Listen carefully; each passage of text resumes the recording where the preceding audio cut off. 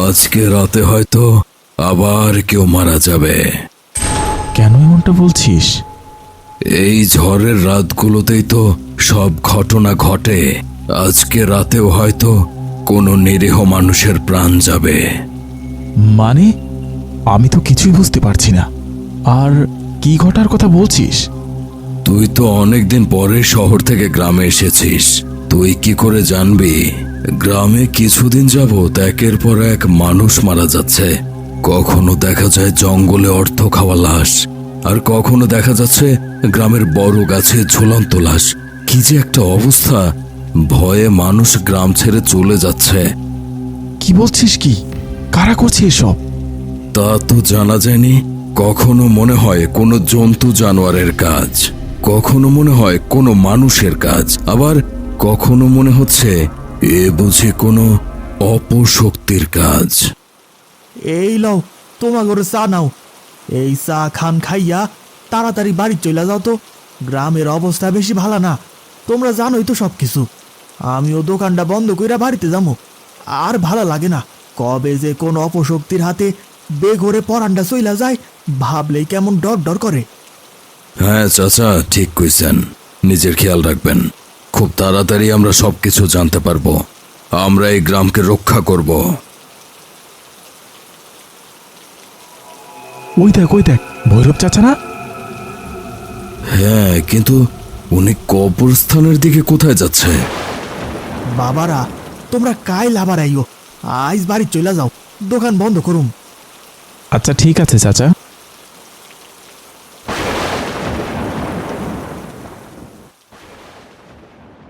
গ্রামের মানুষ ভয়ে যেখানে ঘর থেকে বের হয় না, সেখানে ভৈরব চাচার একা একা কবরস্থানের দিকে যাওয়াটা আমার কাছে খুব অদ্ভুত লাগছে। আচ্ছা চল দেখি ভৈরব চাচা কোথায় যায়। চল যাই। শুনেছি এই কবরস্থানে ভূত আছে। তুই এসব কথা কোথা থেকে শুনলি? গ্রামের পুরনো মানুষেরা বলতো। তাই নাকি? তুই ভয় পাস? আমি আর ভয়? আমার জীবনের ভয় পাওয়ার ইতিহাস কবেই শেষ হয়ে গেছে। রাতের আধারে আবিদ আর রনি টর্চ নিয়ে জঙ্গলের মধ্যে দিয়ে হেঁটে চলেছে। এমন সময় ঝড়ো বাতাসের সাথে তুমুল বৃষ্টি শুরু হচ্ছে। হঠাৎ আবিদ দেখতে পেল তার আশেপাশে রনি নেই। আবিদ উচ্চস্বরে রনিকে ডাকছে, কিন্তু রনির কোনো সাড়া শব্দ নেই। আবিদের মনে চিন্তা শুরু হলো, তার বন্ধুর কোনো বিপদ হয়নি তো? এখানে এসে কোনো ভুল করলাম না তো? এখন যদি রনির কোনো বিপদ হয়, আমি তো নিজেকে কখনোই ক্ষমা করতে পারবো না। রনি, রনি, কিরে শুনতে পাচ্ছিস? কোথায় তুই? আবিদ বেশ কিছুক্ষণ রনিকে টাকাটাকি করলো, কিন্তু তার কোনো সারা শব্দ সে পেল না। হঠাৎ করে আবিদ শুনতে পেল কে যেন ভয়ঙ্কর সুরে বলছে, ছাড়বো না, কাউকে ছাড়বো না, একে একে এই গ্রামের সকলকে মেরে ফেলবো।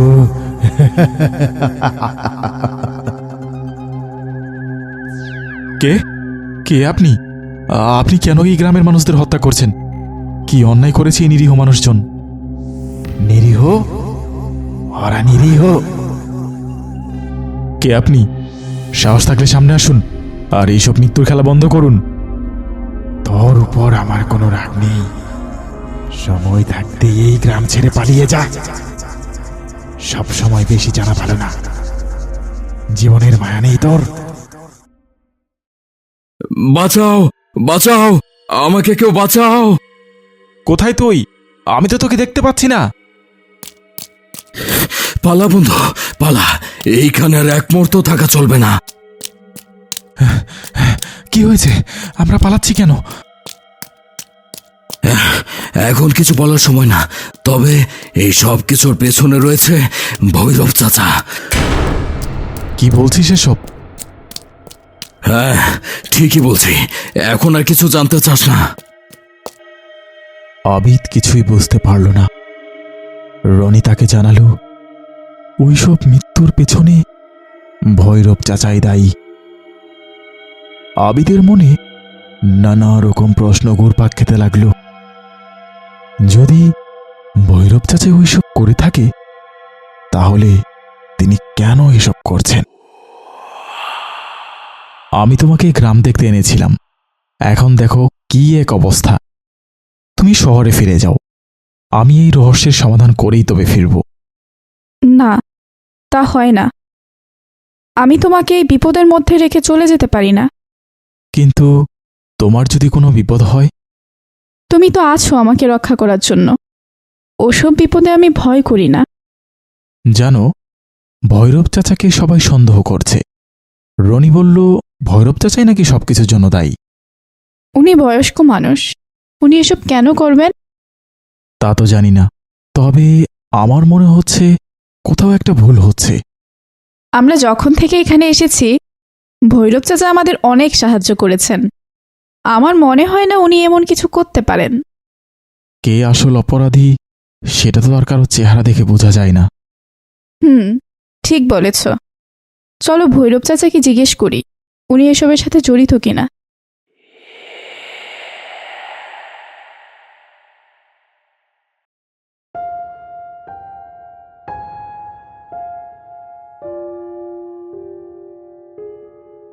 তোমরা এইখানে কোনো কাজ ছিল বুঝি? খবর পাঠাইয়া দিতা, আমি চইলা যাইতাম। না, সেরকম কোনো কাজ নয়, তবে আমরা আপনাকে কিছু প্রশ্ন করতে চাই। কি প্রশ্ন বাবা? চাচা, আপনি গতকাল রাতে কবরস্থানে গিয়েছিলেন কেন? কি কও বাবা, আমি তো সেখানে যাই নাই। আপনি মিথ্যা কথা কেন বলছেন? আমি নিজে আপনাকে যেতে দেখেছি। আমি মিছা কথা কি রে কমু? রাতে ঘুমের ঘরে হাঁটার অভ্যাস আছে, হয়তো ঘুমের ঘরে চইলা গেছিলাম, কিন্তু আমার তো কিছু মনে নাই। গ্রামের লোকেরা বলা বলি করছে গ্রামের যত হত্যাকাণ্ড হচ্ছে তার পিছনে আপনিই দায়ী মশাই। কি কইতাছো বাবা?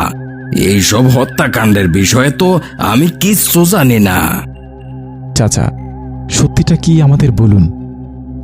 দেখো বাবা, আমি গরিব মানুষ, এইসব কইরা আমার কি লাভ? চাচা, আপনাকে আমাদের ভালো মানুষই মনে হয়েছে, কিন্তু বেশ কিছুদিন যাবৎ আপনার কর্মকাণ্ড কারো চোখে স্বাভাবিক মনে হচ্ছে না। যদি আপনি সত্যিই এসব কাজ করে থাকেন, তাহলে পুলিশের কাছে ধরা দিন, তা না হলে গ্রামের মানুষ আপনাকে ছাড়বে না। বিশ্বাস করো বাবা, আমি ওই রকম কিছু করি নাই, আমি নির্দোষ। আচ্ছা ঠিক আছে চাচা, আমরা দেখছি কি করা যায়, আপনি দয়া করে কাঁদবেন না।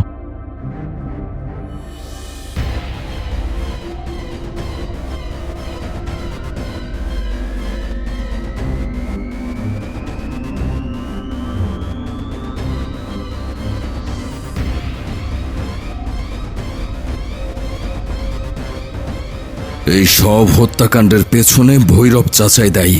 আমি নিজে তার প্রমাণ। ভৈরব চাচা প্রতি রাতে গ্রামের পুরনো কবরস্থানের দিকে যায়। আমিও সেদিন দেখেছি কবরস্থানের দিকে যেতে। আমারও সন্দেহ হয়েছিল। আমি আর আবিদ সেদিন ভৈরব চাচার পিছু নিয়েছিলাম। হঠাৎ করে দেখি আবিদ আমার আশেপাশে নেই। আমি ভয় না পেয়ে চাচার পিছু করতে লাগলাম। চাচা কোনো দিকে না তাকিয়ে কবরস্থানের দিকে যায়। যেতে যেতে কবরস্থানের শেষ প্রান্তে একটি ভগ্নপ্রায় কবরের পাশে বসে কি সব মন্ত্র জপ করতে থাকলো। বুঝতে বাকি থাকলো না তিনি গ্রামের মানুষের ওপর কালো জাদু করছেন। হঠাৎ করেই চাচা আমাকে দেখে ফেলল।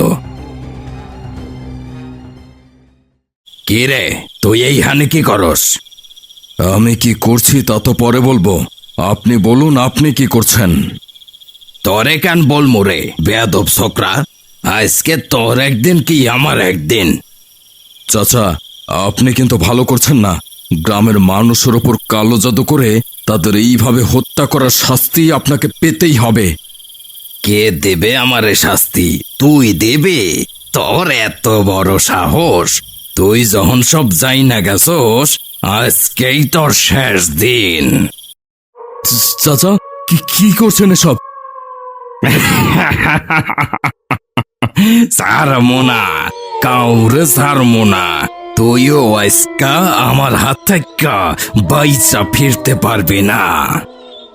ছেড়ে দেন আমাকে, দয়া করে ছেড়ে দেন।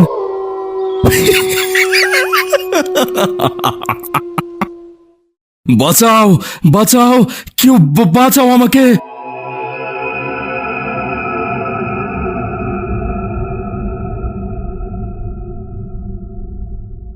আবিদ হঠাৎ স্তম্ভিত হয়ে যায়। সে কি বলবে? এত কিছু হয়ে গেছে, সে নিজেও জানত না। ভৈরব গ্রামের এত মানুষকে মাইরা ফালাইলো, তাহারে তো বাঁচতে দেওয়া যাইব না। না হয় সে হক গলরে মাইরা ফালাইব। হ হ, ঠিক কইছেন, আজই আমগর কিছু করতে হইব। এখনই কিছু না করলে ভৈরব চাচা কাউকে ছাড়বে না। আমরা সকলে মিলা এই শয়তানডারে জ্যান্ত পুরাইয়া মারমু। আপনারা সবাই আর একটু খোঁজ নিয়ে দেখুন। আমার তো মনে হয় না ভৈরব চাচা এমনটা করতে পারেন। আর একটু খোঁজখবর নিলেই ভালো হয়। যদি উনি সত্যিই কোনো অন্যায় করে থাকে, তাহলে তাকে পুলিশের হাতে দেওয়া হোক। আপনারা কেউ নিজের হাতে আইন তুলে নেবেন না। তোমরা আজকালকার ছোকরা বেশি কথা কইও না তো। রনি যখন কইছে ওই শয়তানটাই সব কিছু করছে, হ্যাঁ তো না যাই না কিছু কয় নাই। আর পুলিশ কি করবে? আমরা অনেক আগে পুলিশে খবর দিছিলাম, তারা অহনো কিছু করতে পারে নাই।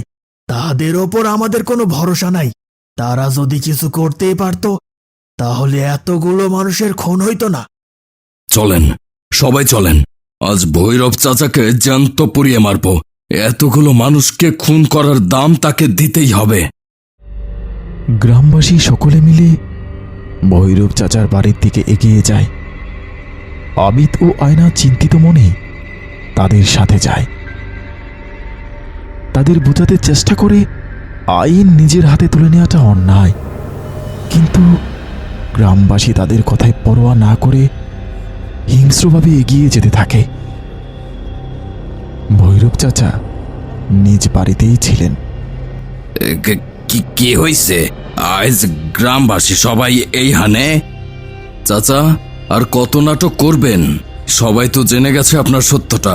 মানুষ যে কত বড় হিংস্র হতে পারে তা আপনাকে না দেখলে জানতেই পারতাম না। আমি কি করছি? আমার উপর সবাই মিথ্যা অপবাদ দিও না। এইভাবে নিরীহ মানুষগুলারে হত্যা কইরা সাধু শাস্তাছেন?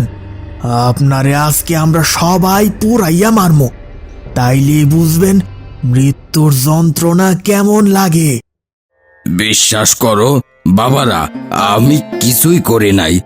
আমি জানি না এত মানুষে কেডায় মারছে। আমারে তোমরা ভুল বুঝতাছো। চাচা, আপনার ওই মুখে আর একটা কথাও বললেন না। আপনি কেমন মানুষ আমরা সেটা ভালো মতোই জেনে গেছি। আরে এত কথা কনের কি আছে? এই শয়তান জালেম রে অহনি পুরাইয়া মাইরা ফেলাই। হ হ, ঠিক কইছেন। আপনারা দয়া করে এটা করবেন না, এটা অন্যায় হচ্ছে। যদি উনি সত্যিই কোনো অপরাধ করে থাকে, তাহলে ওনাকে পুলিশের হাতে তুলে দেন। দয়া করে আমাদের কথাটা শুনুন। উপযুক্ত প্রমাণ ছাড়া ওনাকে শাস্তি দেওয়াটা কি ঠিক হচ্ছে? উনি যদি কোনো অন্যায় করে না থাকে, পরে কিন্তু আপনারাই আফসোস করবেন। আমারে ছাইরা দাও। আমি কিছুই করি নাই। আমি কারোরে খুন করি নাই। আমি নির্দোষ। আমারে ছাইরা দাও। মিথ্যাবাদী, পাপিষ্ঠ, আজকে তোর সঠিক শাস্তি হচ্ছে। তুই যে অন্যায় করেছিস এটাই তোর উপযুক্ত শাস্তি। আজকের পর থাইকা গ্রামের মানুষ স্বাধীন। গ্রামে আর একটা খুনও হইব না। এই খুনি বাইসা থাকলে আমগোর হক গোল রে মাইরা ফালাইতো।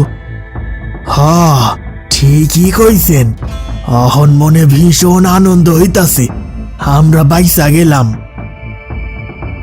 গ্রামের মানুষ আবিদ আর আয়নার একটা কথাও শুনতে চাইল না। তারা হিংস্র পশুর থেকেও হিংস্র হয়ে উঠল।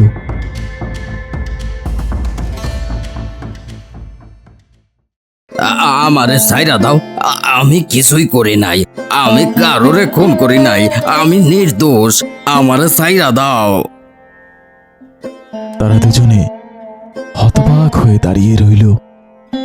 গ্রামের মানুষ এতটা পাষাণ হতে পারে তারা ভাবতেও পারেনি। আমি আর এখানে থাকবো না। মানুষ কিভাবে এত পাষাণ হতে পারে? একজন মানুষকে এইভাবে জ্যান্ত পুড়িয়ে মারলো। ওরা তো চাইলেই তাকে পুলিশের হাতে দিতে পারত। তুমি কান্না করো না। আসলে গ্রামে অনেক মানুষ খুন হয়েছে, প্রত্যেকেই কাউকে না কাউকে হারিয়েছে। তাই সে কষ্ট থেকেই আজকে তারা এই কাজটা করেছে। কি প্রমাণ আছে তাদের কাছে? ভৈরব চাচাই আসল খুনি? রনি তো বলল ভৈরব চাচা তার উপর আক্রমণ করেছিল। সেদিন আমিও ছিলাম তার সাথে, কিন্তু এত কিছু আমি জানতাম না। আমি যখন রনিকে নিয়ে ভৈরব চাচার পিছু করছিলাম, হঠাৎ দেখি রনি আমার পাশে নেই। তবে সেদিন আমি একটা অদ্ভুত শব্দ শুনতে পেয়েছিলাম। কে যেন আমাকে বলছিল, তোর উপর আমার কোনো রাগ নেই, সময় থাকতে এই গ্রাম ছেড়ে পালিয়ে যা। সব সময় বেশি জানা ভালো না, জীবনের মায়া নেই তোর, না হলে আমাকেও মেরে ফেলবে। আচ্ছা, তুমি এই রনিকে কতদিন যাবৎ চেনো? ছোটবেলায় আমরা একই স্কুলে পড়তাম, তবে বাবার চাকরির সুবাদে আমি শহরে চলে যাই। ও আচ্ছা, তারপর আর কখনো দেখা হয়নি? না, তারপর আর কখনোই দেখা হয়নি। এবার আসার পর 20 বছর পর দেখা হলো। কিন্তু তুমি এত কিছু জিজ্ঞেস করছো কেন? না, ও কিছু না, এমনিতেই জানতে ইচ্ছে হলো। আচ্ছা, তাহলে আমরা কালকেই শহরে ফিরে যাই, কি বলো? না, এখন যাব না, আরো কিছুদিন থাকবো এখানে। এই তো এখনই বললে তুমি চলে যাবে। ভৈরব চাচার মৃত্যুর পর গ্রামে বেশ কিছুদিন আর কোনো খুন হয়নি। গ্রামের মানুষ এখন নিশ্চিন্ত। হঠাৎ একদিন রাতে গ্রামে ভয়ঙ্কর শব্দ শোনা যায়। এই শুনছো? কেমন একটা ভয়ঙ্কর কণ্ঠে কেউ কিছু বলছে। হ্যাঁ, শুনেছি। মনে হচ্ছে গ্রামে আবার বিপদ নেমে আসবে। তুমি কি করে বুঝলে? আমিও সেদিন এই ভয়ঙ্কর শব্দটা শুনতে পেয়েছিলাম। তাহলে কি এই মৃত্যুর খেলা আবার শুরু হবে? আমার খুব ভয় করছে।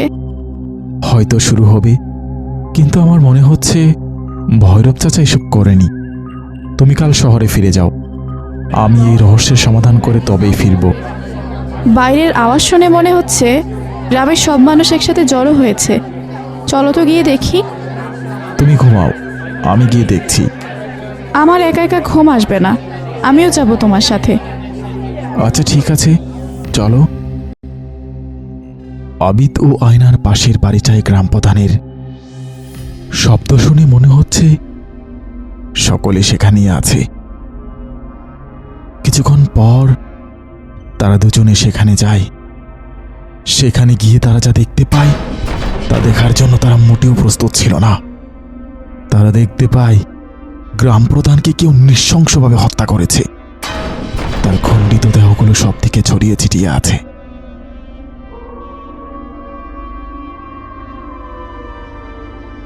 কি হয়েছিল? চাচাকে এত নৃশংসভাবে কে হত্যা করেছে?